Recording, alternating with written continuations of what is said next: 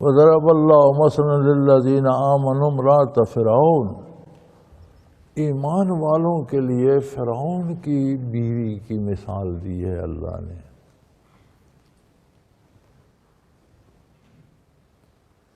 تو فرعون بدترین خلائق، خدائی کا دعوے دار، انتہائی ظالم، جابر انسان، فاسق و فاجر، پرلے درجے کا کافر۔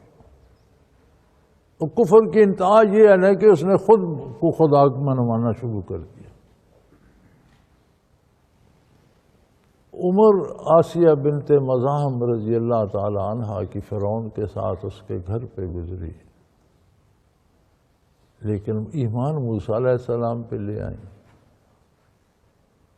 جب بات ہوتی تو رک جاتی کہ نہیں، یہ بات تو موسیٰ علیہ السلام کی طرح اس طرح ہونی چاہیے۔ کام ہوتا تو وہ کہتی نہیں، وہ نہیں کروں گی جو تمہارے آئین ہے، وہ کروں گی جو، تو بات بگڑ گئی۔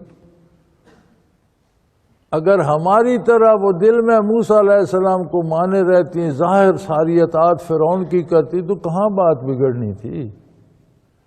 بات تو تب ہی بگڑی کہ جب عملی زندگی میں انہوں نے کہا میں تیری آسیہ رضی اللہ عنہ کو ایمان کیسے نصیب ہو گیا، بیوی تو فرعون کی تھی۔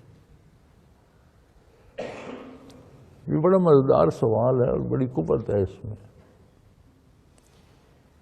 جو اللہ کریم کی طرف سے میں جانتا ہوں وہ یہ ہے کہ جب موسیٰ علیہ السلام کو ماں نے دریا میں ڈال دیا، دریا اسے اس لہر میں لے گیا جو ایک نہر کاٹ کر فرعون کے محلات سے اور باغات سے گزرتی تھی، جس پر بادشاہ بھی اور اس کے اہل خانہ بھی سیر سپاٹا کرتے، وہاں غسل وغیرہ کرتے، اور کوئی اس طرف جا نہیں سکتا تھا۔ پانی صندوق کو ادھر لے گیا، پکڑا گیا، باہر نکالا تو فرعون نے کہا یہ یقیناً اسرائیلیوں کا بچہ ہوگا، چونکہ ان کے بچوں کے قتل کا حکم ہے، جو پیدا ہوتا ہے قتل کر دیے جاتے ہیں، کسی نے ڈرتے ہوئے دریا میں پھینک دیا، لہذا اسے یہاں قتل کر دو۔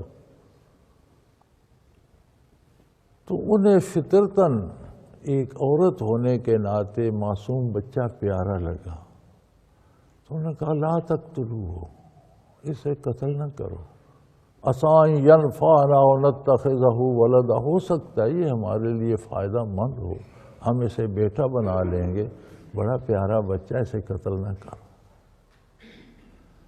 میں یہ سمجھتا ہوں کہ وہ جذبہ جو فطری تھا، مادرانہ جذبہ ایک عورت کا مادری جذبہ تھا جس نے بچے کو پیار کیا، اس نے اپنے اس جذبے کے تحت بھی اگر موسیٰ علیہ السلام سے محبت کا اظہار کیا تو اللہ نے اسے نور ایمان عطا کر،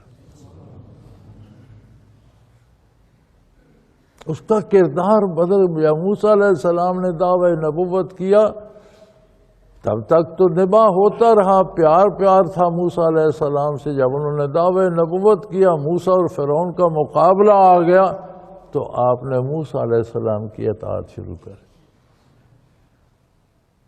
اگر وہ دل سے موسیٰ علیہ السلام کو مانتی رہتی اور اپنا کردار فرعون جیسا ہی رکھتی تو کوئی جھگڑا ہوتا؟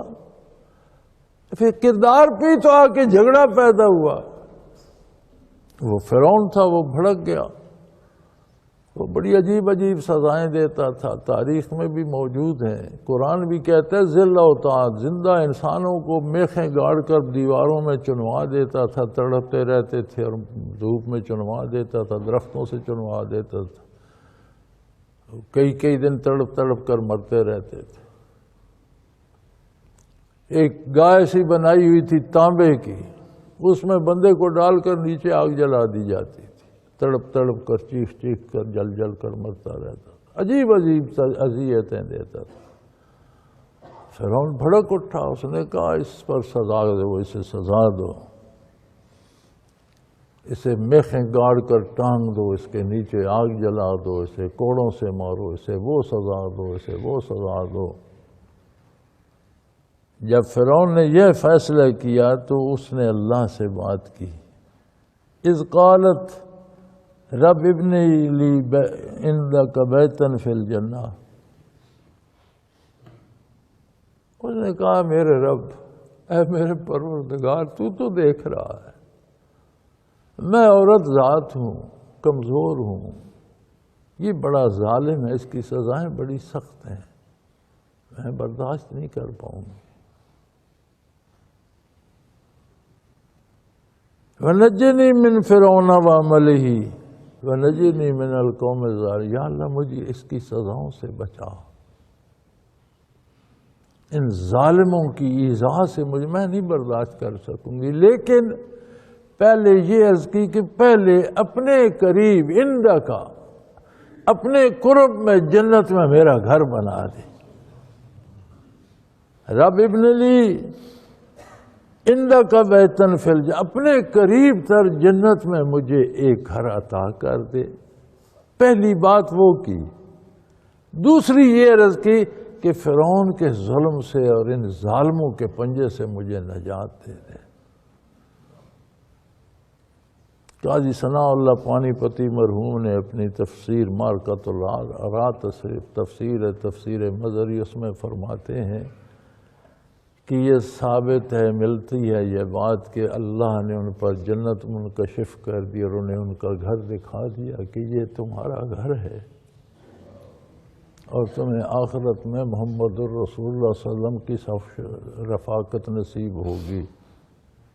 تو کہاں وہ مناظر ہوں گی جہاں حضور کا قیام ہوگا، جہاں ازواج مطہرات قیام پذیر ہوں گی حضور کے خانہ اقدس میں۔ فرمایا میں تمہیں وہاں جگہ دوں گا، اور اسے دکھا دیا، دنیا میں مشاہدہ کرا دیا، کشف ہو گیا، اور ملائکہ سے کہا کہ اس کی روح کو برزخ میں لے آؤ۔ اسے تکلیف سے پہلے اللہ نے روح قبض کر۔ اب جس بدن میں روح نہیں رہی اسے کوئی کیا ایذا دے گا؟